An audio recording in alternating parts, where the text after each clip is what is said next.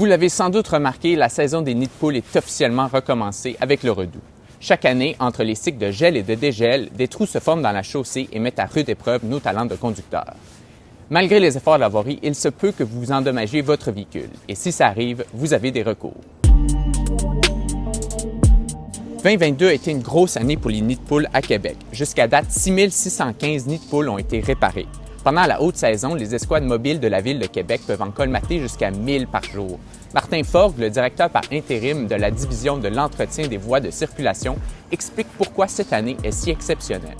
On a eu un hiver vraiment, les cycles gel-dégel. Dès décembre, on s'était parlé au niveau des problèmes de glace, là, au niveau du déneigement, les cocktails météo. On aurait pu prédire le gros printemps de nid de poule dès le 6 décembre au premier cocktail météo. Là, ça s'est généralisé sur l'ensemble de la ville.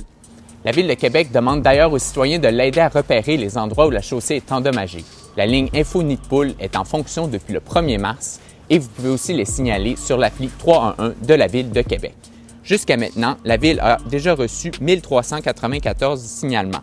Malgré les efforts mis en place, la Ville de Québec reçoit aussi chaque année environ une centaine de demandes de réclamation pour des dommages matériels causés par des nids de poules.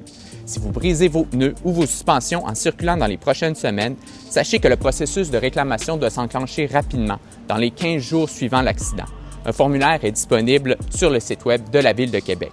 Le conseiller Pierre-Luc Lachance, vice-président au comité exécutif responsable de l'entretien des voies de circulation, donne peu de détails par rapport à comment ces dossiers sont traités.